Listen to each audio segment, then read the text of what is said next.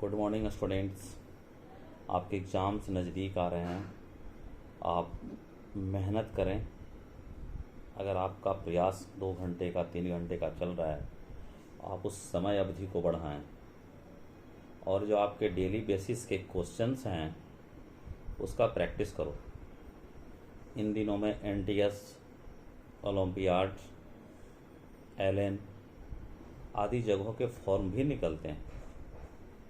आप 10th के बाद जैसे एग्ज़ाम ख़त्म होगा बड़े बड़े कोचिंग संस्थान में जाओगे तो उसके लिए प्रिपरेशन करना पड़ता है, जिसमें 9th और 10th दोनों के क्वेश्चंस आते हैं, साइंस और मैथ के। आप छोटे छोटे टॉपिक्स, छोटे छोटे पॉइंट्स को याद रखना सीखो।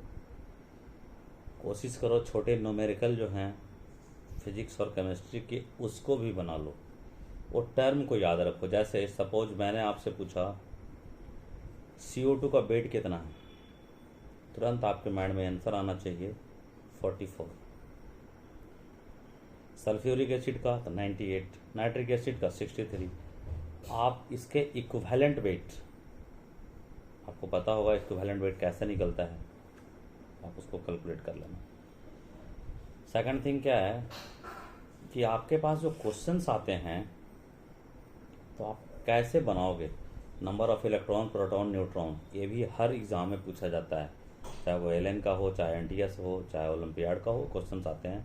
ऐसे number of electron in 1 litre water, question से अगर ये है कि 1 लीटर पानी में कितना इलेक्ट्रॉन है या कितना प्रोटॉन है या कितना न्यूट्रॉन है, तो ऐसे क्वेश्चंस के लिए क्या करना है, आपको प्रैक्टिस की ज़रूरत है कि मोल कब निकालें, मॉलिक्यूल कब निकालें, कब उसके नंबर ऑफ इलेक्ट्रॉन से मल्टीप्लाई कर दें।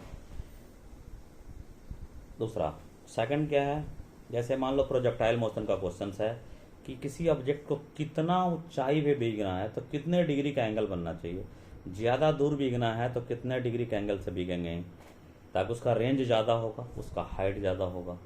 कोई ऑब्जेक्ट को ऊपर से गिराया जा रहा है नीचे, उसका वेलोसिटी क्या होगा, कितने सेकंड पे क्या वेलोसिटी होगा, पुल की ऊंचाई क्या होगी, ब्रिज की ऊंचाई क्या होगी, साउंड जा रहा है यहाँ से कितने सेकंड में इको सुनाई देगा अगर इतना दूरी पे है वो ऑब्जेक्ट, कोई हार्ड ऑब्जेक्ट।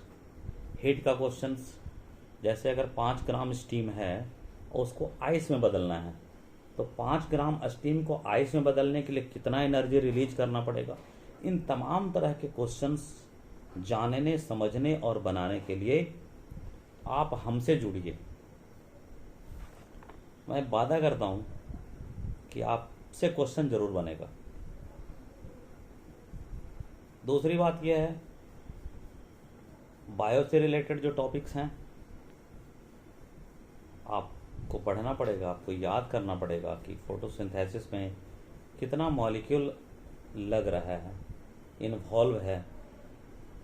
रिस्पायरेशन पढ़ोगे तो एरोबिक में कितना ATP निकलेगा, कहाँ कहाँ पे कितना ATP निकलेगा, ग्लाइकोलाइसिस होगा तो क्या होगा, क्रेब्स साइकिल में कितना निकलेगा, इलेक्ट्रॉन ट्रांसपोर्ट सिस्टम होगा तो कितना उसमें एनर्जी मिलेगा। इन सबों के लिए आप KD फाउंडेशन से जुड़िए, समझिए और अपनी लाइफ के बारे में सोचिए, क्योंकि आपके लिए फाउंडेशन जरूरी है। फाउंडेशन के बाद ही आप एक डॉक्टर, एक इंजीनियर बन सकते हो। थैंक्स।